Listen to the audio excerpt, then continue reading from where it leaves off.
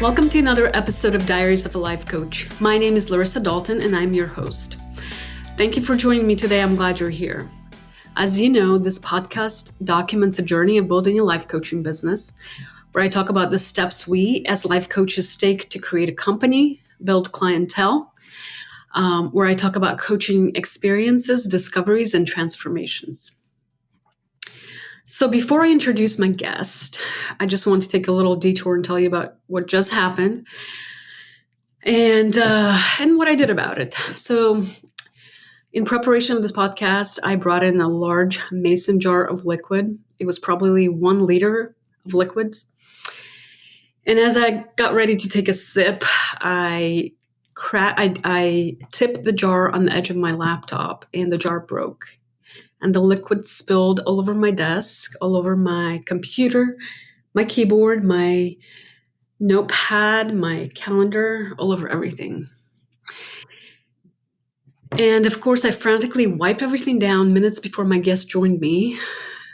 But to really calm myself down, I resorted to my breathing exercises. And that was in for 4, hold for 4, and breathe out for 4. And so here I am, all calm and collected for my guest. So I would suggest that you keep that in your back pocket in case something like this happens to you. And so now I would like to reroute our attention on our guest. And so essentially over the course of the last several weeks, I've been bringing on guest coaches to enrich our experiences. And today I'm pleased to introduce Rachael Bodie. Rachael is a social selling coach, mainly focusing on network marketing. Rachael has a rich experience working for one of the greatest thought leaders of our time, Dr. John Maxwell. With this, I'll invite Rachael to introduce herself and talk a little bit about her background. And so, Rachael, welcome to the show. Oh, thank you. I'm so glad to be here. And I love that example because you may not know this about me, but I'm a certified yoga teacher. I used to teach. Are you really? Yeah. So I just love breath work. I think it's such an incredible tool to have in your back pocket. So I'm excited to be here. So yeah, I am a social selling coach. So what that means is I work with women in direct sales, network marketing, and the multi-level marketing space.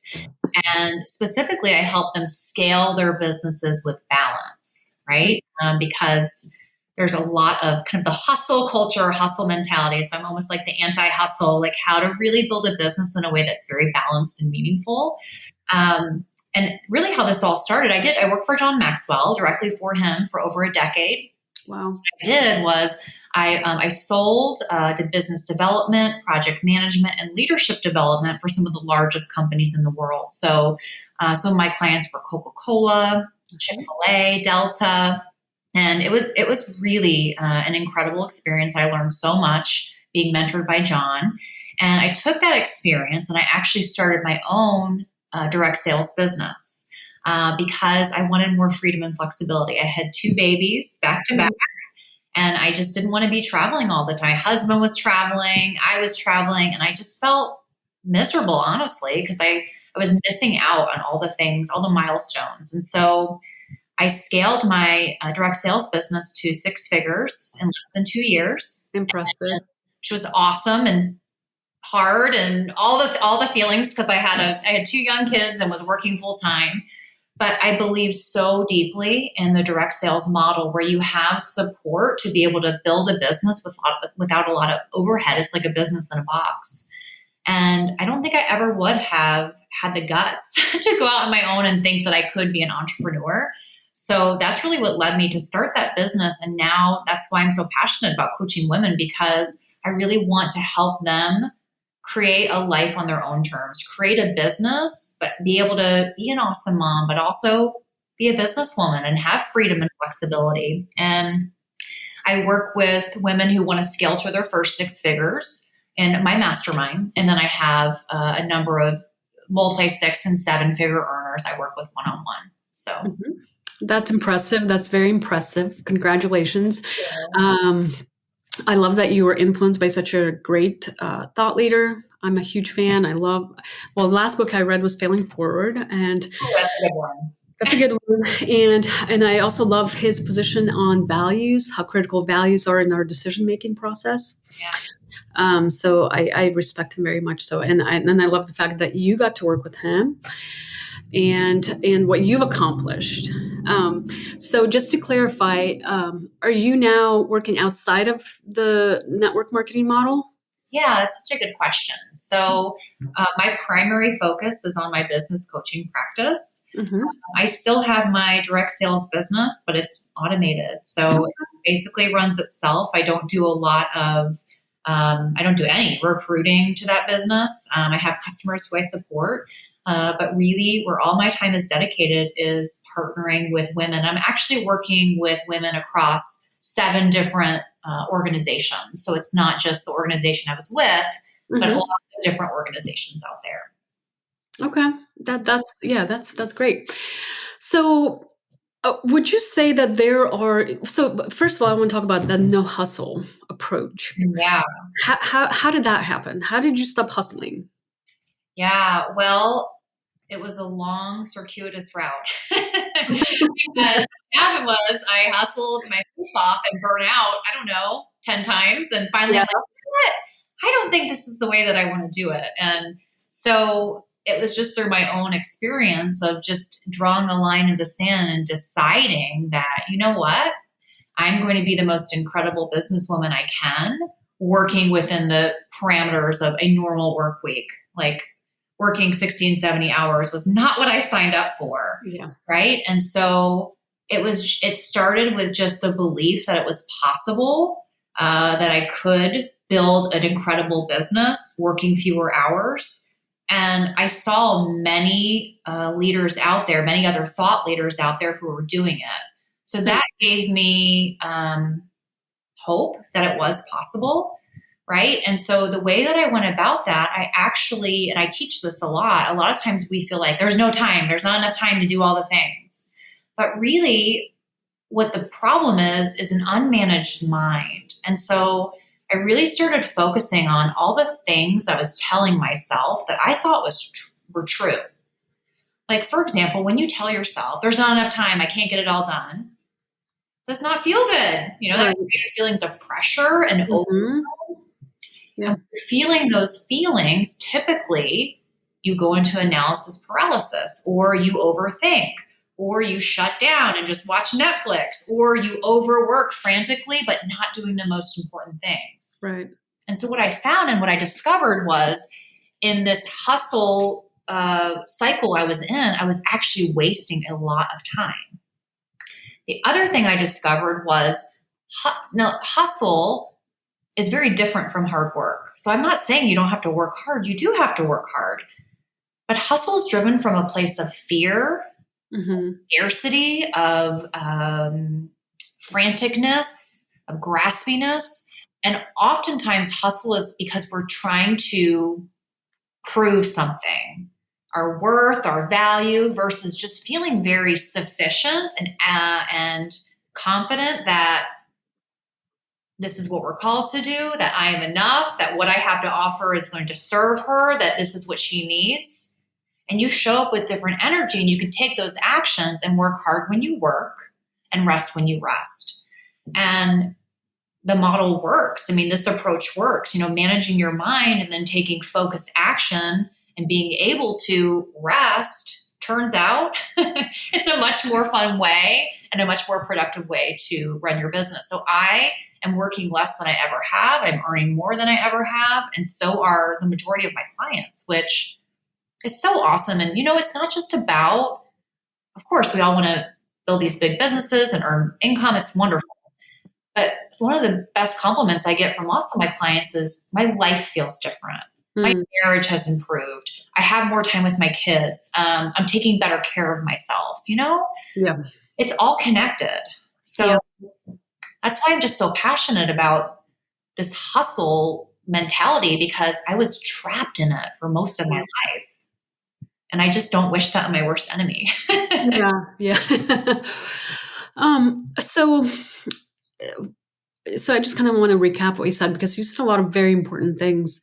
And this is where your mindset mindset coaching part comes into play is that when you're hustling, you're coming from a mindset of fear, of doubt, of discontent, whatever it might be.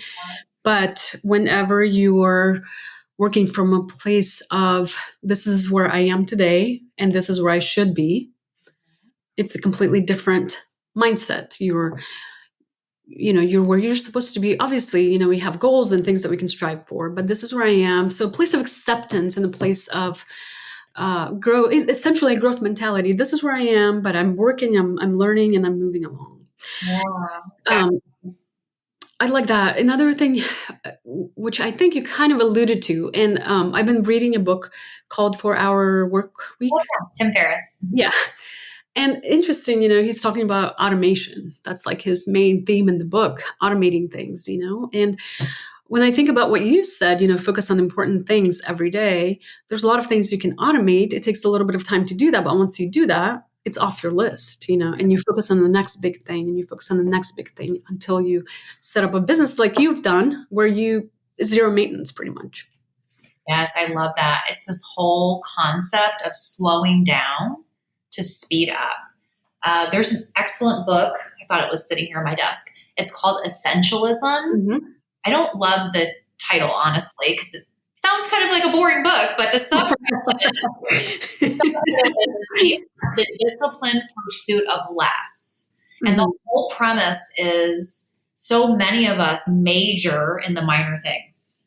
Yes. Instead of the other way around, right? Like really, like for example, for all the coaches who are listening to this, like how much time are you actually spending doing high value action? What I mean is human interaction, talking to new people, telling them what you do, adding value through sharing stories, through solving problems in free groups, on stories, and then actually offering to help them. Mm-hmm. Those are the things that are going to help you scale your business, not doing a website, getting business cards, making pretty graphics, but doing trainings. I mean, podcast, they're all wonderful things. I love all of them, mm-hmm. but not in lieu of those business right. and the revenue producing activities, right? And so often I see leaders in business who trick their brains into thinking they're working. Right. Really, they're doing a lot of things that are not the most important things that are going to move the needle. Mm-hmm. So I think, of course, it's very wise to slow down and speed up and automate. And it's also wise to do a gut check and really notice, am I really doing the things? Mm-hmm. Or am I just telling myself I'm doing all the work? I have one of the gals in my mastermind who I really struggled with this. She's like, I'm working 9-hour days every day. And I'm like, okay, we gotta look and see, let's do an audit of your calendar. And let's look at all the things you're doing, because what you're doing is not being, it's not showing up in your results. There's a disconnect somewhere, right?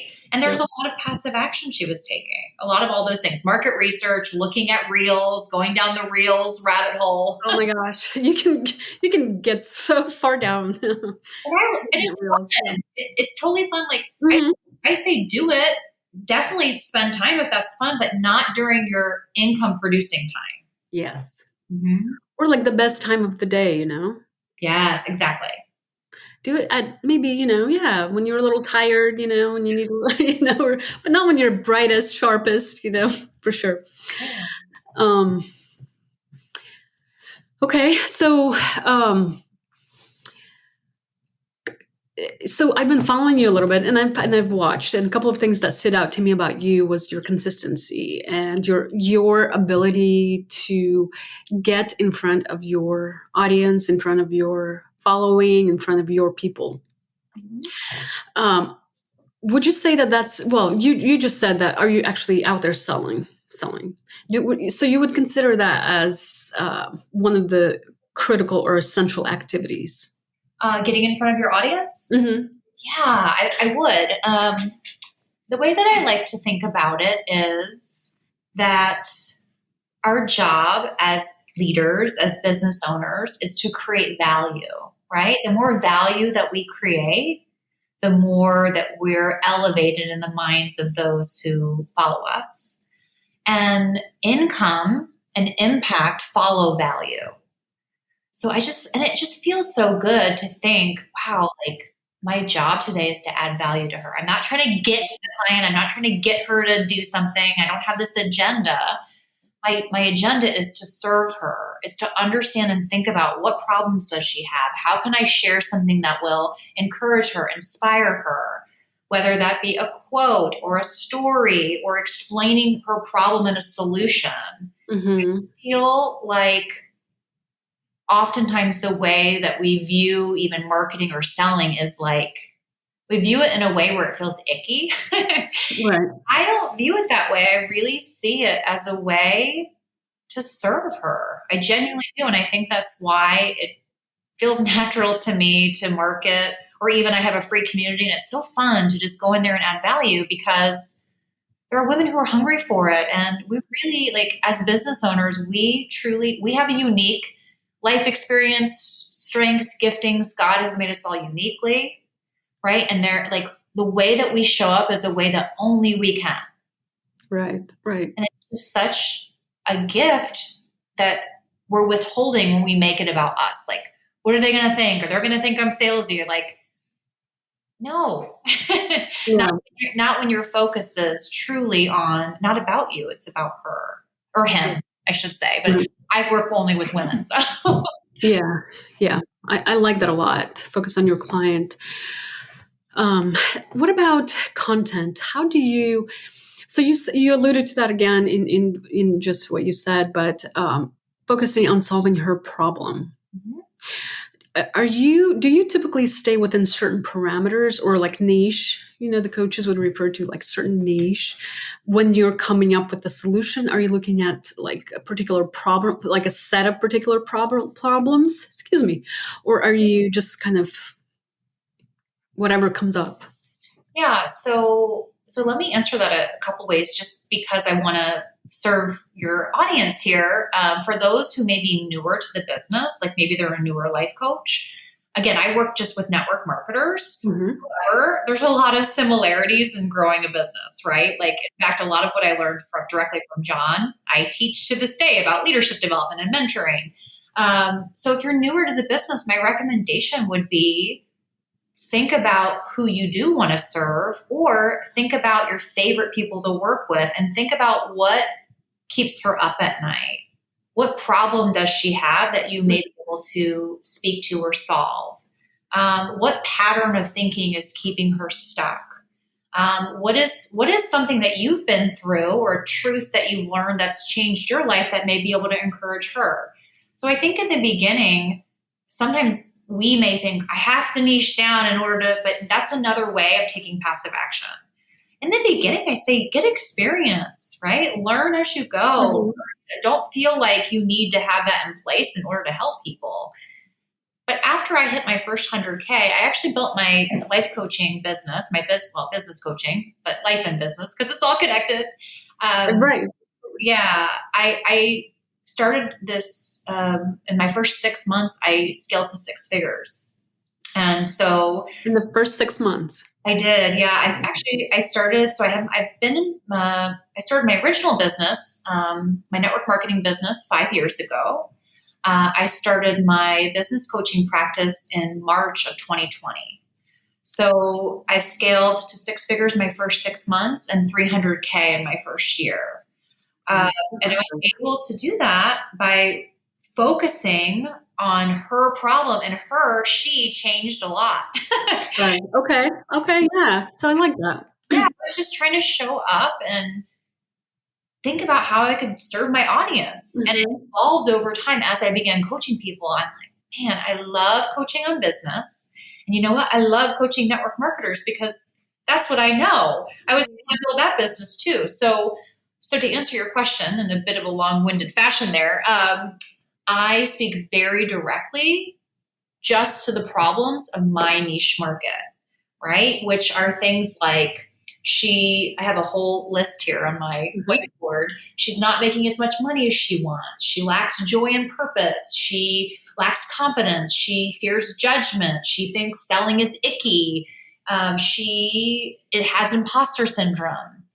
But what's interesting is, as you may be listening to some of these things, this is a lot of women in business, right? Like, we all struggle with those things. So although I speak to that market, there are coaches who follow me because they're like, oh, me too. I struggle with that Mhm. too. Yeah. No, absolutely. It's definitely transferable. I loved one of your quotes recently that can't remember exactly what it said, but it's like just B plus, publish your B plus work versus perfection. Yeah, it's a messy action, right? Yeah. Yeah, and I call it B minus work. I'm not even really sure. I heard that from someone. I don't remember who gave credit, but Good. yeah, I think a lot of us high achieving women, what we get hung up on is that it has to be perfect, and that perfectionism is the ultimate form of procrastination that slows us way down. Yeah. Right, and leads to overthinking, unhealthy striving, over analyzing, when really we could just put it out there, right? Sometimes our less than best message is more than enough for someone. It's exactly what they need to hear. I know this because I look back at my posts from 5 years ago and I'm like, oh my gosh, I thought it was so good back then. I'm like, wow, I've grown a lot. So that's just proof that it doesn't have to be perfect. And like, we've got to, as business owners, I think everyone looks at everyone else and thinks they have it all figured out, but we just have to give ourselves permission to fail forward and to be a beginner at something, and just be okay that it is a little uncomfortable and we may not do it perfect, and that's normal. That's welcome to being an entrepreneur. Yeah. So as a human being, so you must have those moments of doubt as well. You must have those days when you're like doubting yourself even. How do you rebuild your self-confidence? That is such a good question. Of course, yes. I definitely struggle with self-doubt. It's so interesting how our minds work, because sometimes everything could even look like it's going right. And we start to have like this self-doubt attack.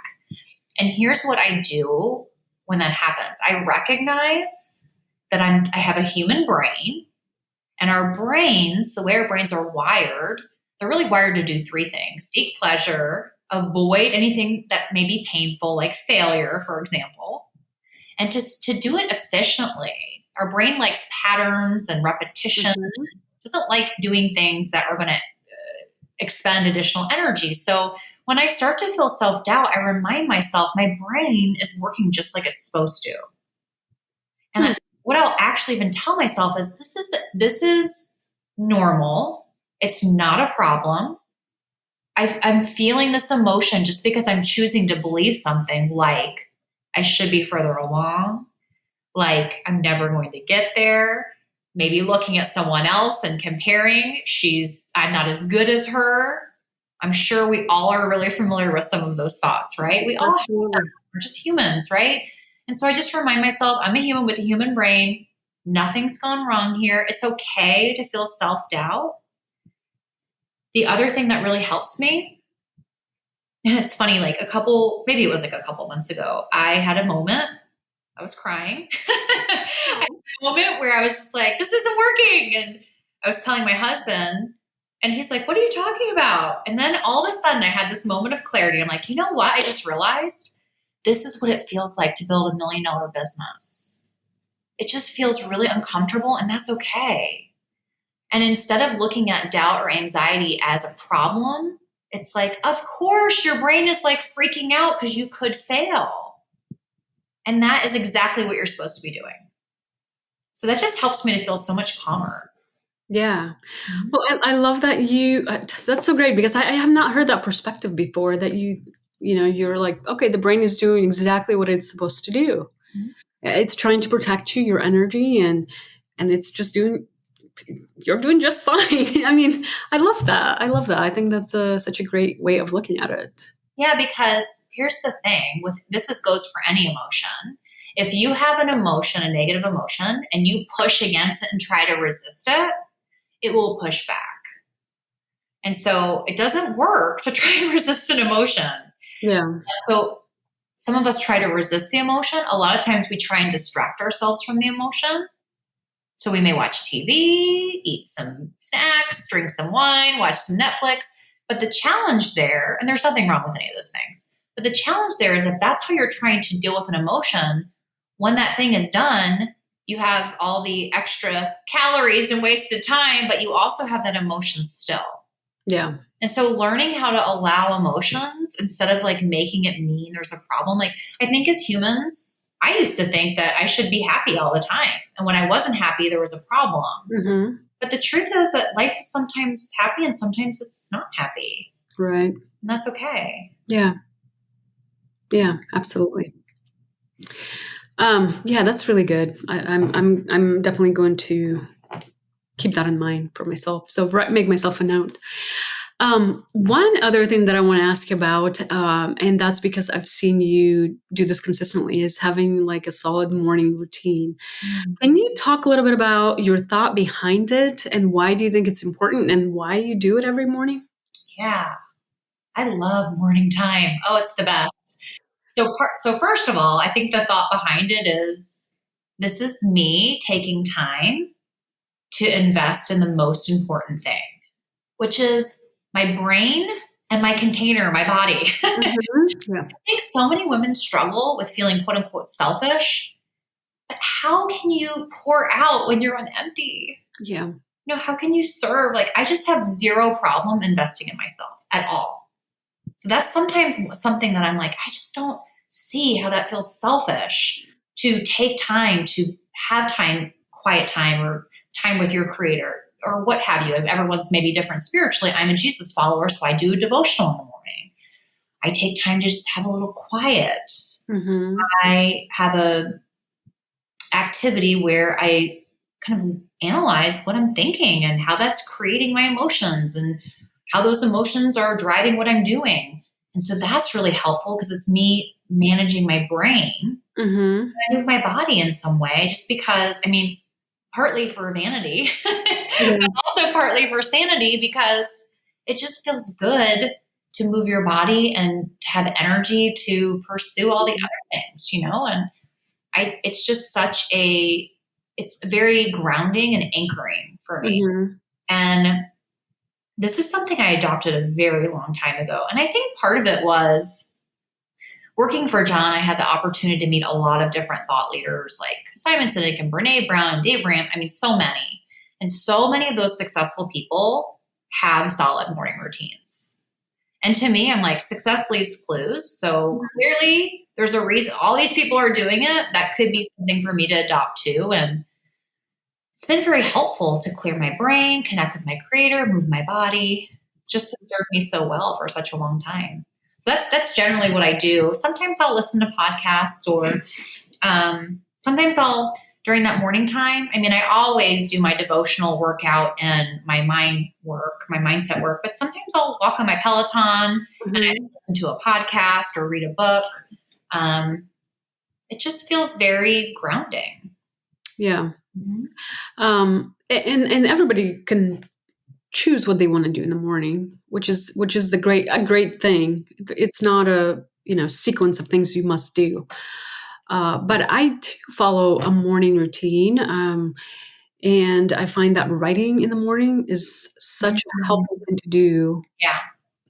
Yeah, helps me to focus when I go to produce any kind of work, to generate any kind of content or anything else that I need to write or anything creative. Like writing in the morning just helps me stay focused. Also, I love just going outside, getting fresh air, some sunshine. It's like my must, and so I do as many mornings as I possibly can during the week. I love that. I also agree with you on having time outside. Usually I do that after I finish coaching for the day. We have a puppy, so we'll take him for a walk. I think to your point, it's less important the what. I think what for those who are listening, what you want to avoid is if you have kids, waiting till 5 minutes before everyone wakes up. And then it's like a crazy, like getting breakfast, getting people ready. It's like that I know for sure doesn't work. Yeah. Oh my gosh. Yeah. I'm just so happy now that my kids are older now, 19 and 17, and they're self-sufficient. And I just love it. I just go into my office. Nobody bothers me. Now they know this is my time. Yes. And I enjoy it so much now. They're in that season. My girls are 10 and 8.